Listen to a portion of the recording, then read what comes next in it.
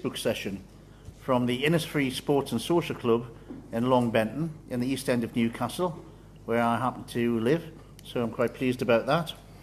In the next 30 or 40 minutes or so, we're going to have a talk from PCS President Janice Godrich, who will answer questions. My name is Kevin McHugh. I'm a Vice President of PCS. Can I ask people, welcome people on Facebook Live. It will be live streaming this meeting on Facebook.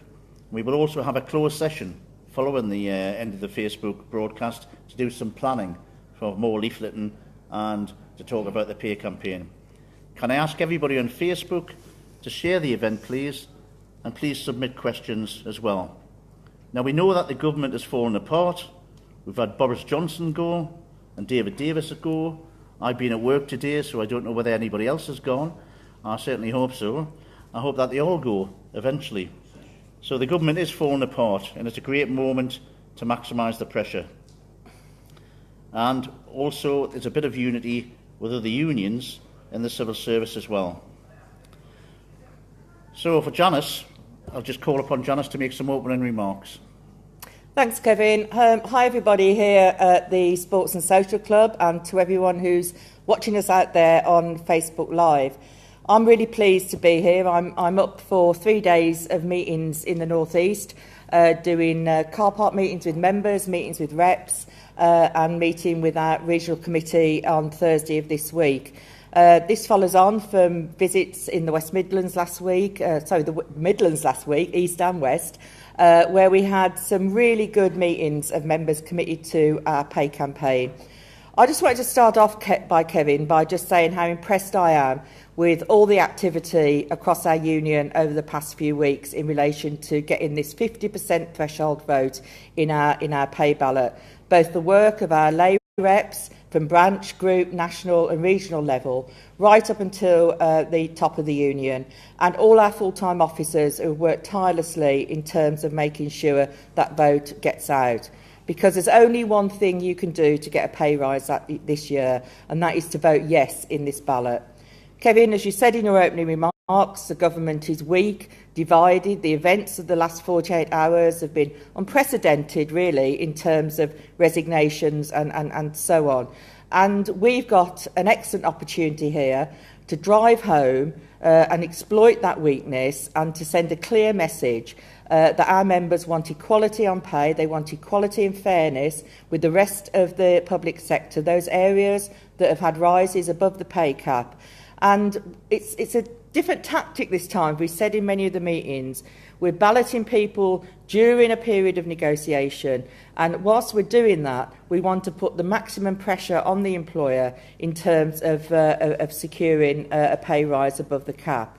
Now, in order to do that, I think there's instinctive support for voting yes in this ballot. But as you know, the Tories brought in new anti-union legislation that means we as a union have to ensure that 50% of our members participate in this ballot. And so whilst the people listening on Facebook and the people here in the meeting room tonight, I suspect are committed to voting and to voting yes, but we need you to play a part in the workplaces. No matter how many car park meetings, how many meetings like this or Facebook Live events we hold, we cannot reach every member. And we need people going back into the workplace as a voice of this ballot and talking to your colleagues who you work alongside, whether that's in your team, whether that's in the tea breaks, whether that's in your lunch breaks, whether that's when you walk into your car park in the evening to go back home. Talk to your colleagues and make sure they voted, because we firmly believe that if we can get a substantial vote in this ballot, then we'll be in a really good place in terms of pressing home on the negotiations. Okay, thanks very much, Janice. We will take questions from the room later, and of course Facebook questions coming in. We do have a question from Jan, who's a DWP member, and she says that she opted out of the DWP employee deal as she would only gain £50 per month. So I'm looking forward to a 0.25% increase. So what about all of us who have opted out in the DWP? Well, Jan, I'm not sure if you're aware, but we held a special Facebook Live a short while ago where we concentrated on the employee deal and its relationship with the pay ballot that we're just running. And that Facebook Live recording is still there on Facebook, and it'd be really good, obviously, for people to have a look at that. But just to reiterate, this is a pay claim of 5% across the civil service. All members employed under the Treasury remit are part of this pay claim, and that includes members in DWP. The employee deal, as we know, was a separate arrangement that affected DWP members only, where people were given the chance to opt into new terms and conditions in exchange for financial increases. This is completely different. This is about the pay cap that still affects everyone, including members in DWP. So I'd urge everyone who's in DWP to participate and vote yes in the ballot. And actually, with some evidence that members in DWP are voting in larger numbers on this, because initially the employer tried to renege on some of its commitments under the employee deal because they said it was affected by this pay ballot. And as a result of union pressure, the DWP, GEC and the negotiators there, they were forced to retract from that position. That created an enormous lot of anger in DWP and actually has encouraged members to vote. So you've got nothing to lose, in fact, everything to gain. So if you're in DWP, vote yes and get your ballot paper posted off. Thank you very much, Janice. We have a question from Nick. Nick says, in the past, strike action has not resulted in decent pay increases. What will be different this time? Well, first of all, there's a number of factors here. Kevin, in your opening remarks to the event, you commented, and I referred to as well, as to the weak state of the government. And clearly, when a government is weak, action affects them in a more concerted way. And I think that's something that we always need to bear in mind. But the other factor is that this is the first ballot this union, a national ballot this union's run under the anti-union legislation. And I don't think we should be under any illusion to reach that 50% threshold will send an absolutely clear signal that that our members are determined in terms of, and that will not be lost on the government and the negotiators. That itself is a signal that this union is capable of organising to such a high degree that any action that we take will be targeted at areas that will affect the government in an adverse way. We're presently consulting with all our senior, group and departmental lay reps in the union in order for them to provide us with details of where there are key government operational issues that, if necessary, we need to target in terms of industrial action. But I'd just like to stress that we've said all along to members, and we stand by this commitment, that the key thing is, first of all, winning this ballot. Winning this ballot does not mean we will call strike action the next week. Winning this ballot means that we will use the strength of that ballot to go back to the government, go back to the Cabinet Office and say this is how determined our members are. And we will consult widely in the union before calling any action as a result of this ballot. So please vote yes and please post your ballot paper off. Thank you very much, Janice. We've got a question from Leslie who wonders, have we any idea what the ballot turnout has been so far? Well, the ballot is run by legally appointed independent scrutineers, the Electoral Reform Society. And as the ballot is run under legislation, then we have no information from the independent scrutineers, quite rightly, about the turnout in the ballot so far. What we have done, though, is we've asked members to register on our website when they've posted their ballot paper off. And so far, 30,000 people have registered and told us that they voted in this ballot.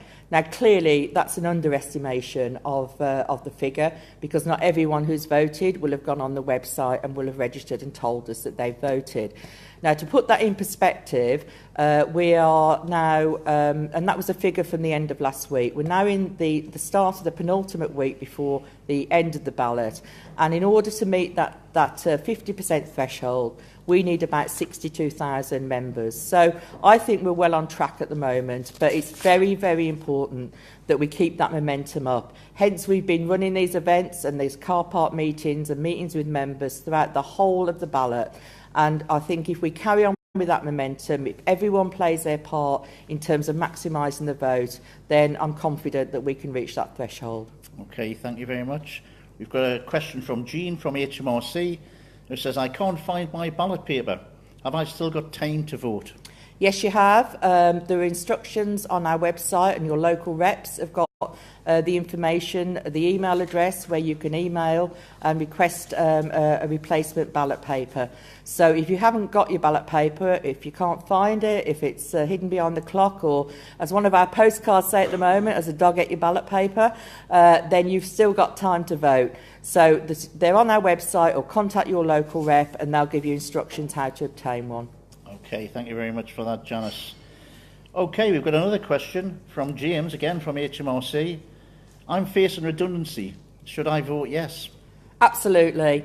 I think it's really important that we understand that a ballot of this kind, the ability of a union, a public sector union such as ours, to reach that 50% threshold and to say that we are capable of organising members in order to achieve that would not only mean that on pay we're set to drive home that advantage. It will send a signal that this union is a force to be reckoned with, not only actually for our union, but for unions generally in the UK at the moment. And no matter what local issue or departmental issue we're facing, then it will mean that the union has to be regarded with gravitas and seriousness.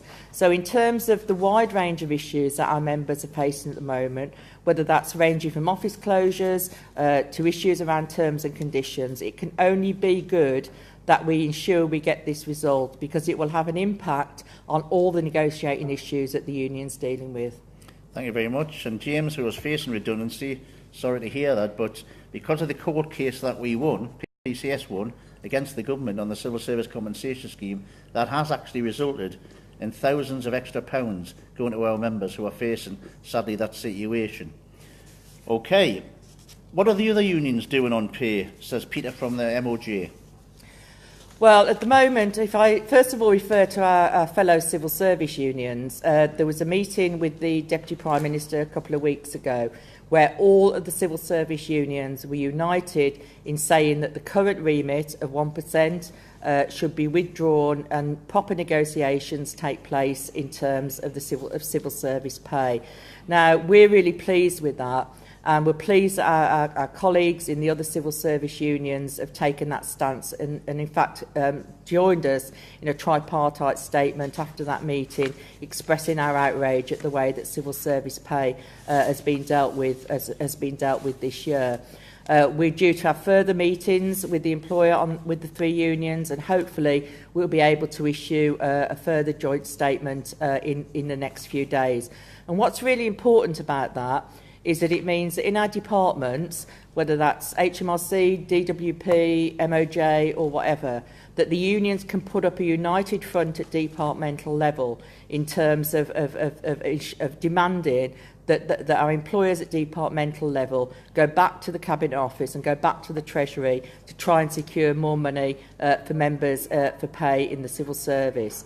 In terms of the wider public sector, there's been a number of different negotiations going on in different areas, and people may have seen the reports about pay increases for members in health and education and other areas in England and Wales. Now, clearly, one of the key issues in our demands in civil service pay is that in other areas of the public sector, then the 1% pay cap has been breached. Alongside that, in Scotland, for example, the Scottish Government has awarded pay increases of between 4 to 5% across the board for members who work as civil servants under the Scottish Government. So we have the almost ludicrous situation for our members in Scotland, where you could have a partner who works, say, in DWP or HMRC, who's been limited to a 1% pay increase, with a partner who works for Scottish Government who is getting a 4 to 5% increase, both of them doing similar work. That's clearly unfair, clearly divisive, and it's something that our members are particularly outraged about, because the Scottish Government awarding those pay increases to its civil servants shows that this is a political decision and not a decision due to austerity. And if that can be done, then our members in those in areas covered by the Westminster Government should also be treated equally. Okay, thank you, Janice. We've had a question from a non-member, Sandra from BEIS. And Sandra asks, can I still join PCS and vote?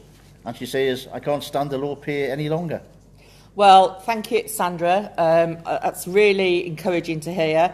I think it's important that, that you talk to your colleagues about the fact that you've made that decision. Yes, you can still join, and yes, you can vote in the ballot. So if you contact us through any of the addresses given on our website, then we will make sure that that's done immediately following this Facebook Live. I think it's really encouraging, and I'd just like to, touching on this point. The fact is that I've been out on the road now for nearly 2.5 weeks, talking to members, leafleting, doing car park meetings. I have not had one negative comment from any member or member of staff about the fact that we're conducting this ballot. There's been incredibly positive it's been incredibly positively received in terms of the union taking forward this ballot. I judge from that we've done the right thing, that members instinctively want to vote yes. But as I said a few moments ago, that instinctive support has got to be translated into filling in a ballot paper and posting it off, because the Tories put in this 50% threshold in order to make it more difficult for members and unions to represent their members and to use this as an industrial weapon.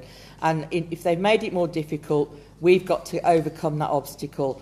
And I think we're incredibly well placed to do that. But in the final, penultimate week and the final week of the ballot, then it's really important that we make sure that we ram that home. Okay, thank you. Hazel from Lancaster asks, why can't retired union reps be used to free up present reps who have had to take time out for union duties? We have in PCS a section called our Associate and Retired Members section. They are a brilliant bunch of people. They're people who are former activists by and large themselves. And over the past 12 months, they've worked really hard to set up a democratic associate and retired members part of the union. Clearly, we want to welcome that support, and I know that a lot of them have been out over the last few weeks taking part in this ballot, leafleting for this ballot, and clearly helping with our phone banking in our regional offices, where we're contacting members who've told us that we've contacted members who we know haven't voted yet, so that we can ensure that we can try and encourage them to vote. So from that point of view, I'd like to place my record on thanks to our arms members who've done all that work. And clearly we want to carry on discussing with you how we can make sure that your role in the union is as positive as possible within our democratic structures. Thank you, Janice. Can I echo that? I'm the arms liaison officer, and I know for a fact that arms members up and down the country have actually been helping with leafleting and making sure that the vote gets run out. We've got a guy called Dill from London, who I think I know who that is. How will the union consult on any types of action? Will it be a one-day conference, or have the NEC discussed this yet? At the moment, we've started off that consultation by going out to our group presidents, who are the senior lay people in our various departmental groups, and also our regional chairs and devolved nation chairs who chair the committees that cover those areas. We're asking them to submit to us details of key operational issues within their areas. That will come back to the National Executive Committee through the National Disputes Committee for an initial consideration. Once that's done, then we can identify the areas where it looks productive for us to be able to consider further, and then we will go out and consult further with members in those particular areas. There clearly is a balance between maybe having to act quickly and ensuring that we put as much consultation in as possible. That was actually outlined when we passed the resolution at our ADC this year in terms of how we would proceed in that level of consultation. I would just add, though, that all that becomes immaterial if we don't get the 50% threshold. The NEC, as outlined in the conference policy, are committed to as wide a consultation as possible, and we will certainly carry that out. But at this stage in the ballot, then it's very important that we all focus on getting that 50% threshold. Okay, thank you. We've got a question from Mark, who I presume works for the Border Force in Scotland, because he asks, does it mean, if we are successful, that Border Force officers in Scotland will get the pay rise? Yes, Border Force officers work for a Westminster department, and they will be covered by the pay claim and any outcome of that. Okay, thank you. Right, I think we've got a chance to take any questions from the room. If you could ask them clearly, please. Anybody got a question? There's one there. Yeah, progression is very important, so I'm just wondering what focus we're going to be putting on that. I think Theresa May has said a couple of times that we're all on progression, it rises every year, but we don't. A lot of us are on the minimum and will be for many years. Just to repeat the question was, what about pay progression, which is very important? How are we going to focus on that, and how much importance are we going to put on it? Theresa May, the questioner said, has actually stated that we get regular rises on progressions. Well, some departments do, but the vast majority don't. Janet. Well, you're right, Kevin. Because of the way that pay is organised in the civil service at the moment, then there are hundreds of different pay and grading arrangements across the civil service, and that's why within our demands in this pay ballot, alongside the significant increase of 5% or 12,000, whichever is the greater, we're also asking for national bargaining at the Cabinet Office level on pay for all staff in the civil service and related bodies, in order to establish, and this is where I think it refers to the question, a common pay and grading structure across the service, establish equal pay for work of equal value across the service, and eradicate the inequalities caused by the delegated bargaining system. And at the heart of that will be how people progress through the pay scales. Okay, thanks, Janice. That's the pay claim is 5% or £1,200, whichever is the greater on that one. Any other questions from the room? How can members get involved in this campaign? The question is, just to repeat for Facebook, how can members, ordinary members, get involved in this campaign? Well, we've seen some incredible examples of how members can get involved in the campaign, and it comes back to some of the points I said earlier about, I think, how motivated people are when you actually explain what this ballot's about and how people can participate. First and foremost, I think it's really important that people read union literature, read the union website, find out what's happening. Each day we're putting up updates in terms of what's happening on pay, but in particular talking to colleagues that you work alongside. As I said earlier, no matter how many of these meetings we have, I suspect people are here at this meeting and on the Facebook Live because they have an interest and they're committed to the pay ballot. I think we need to translate that into everybody who's participating in these events to go back tomorrow and to talk to at least 5 or 6 colleagues that you work alongside and ask them if they voted in this ballot. Use your breaks, use the tea rooms, use your journeys to work in order to be able to do that. Use social media. If you're on social media, either that's Facebook or Twitter, put a status about how important the PCS pay ballot is, and if any of your friends are in PCS, then to make sure they've got a ballot paper and to go out.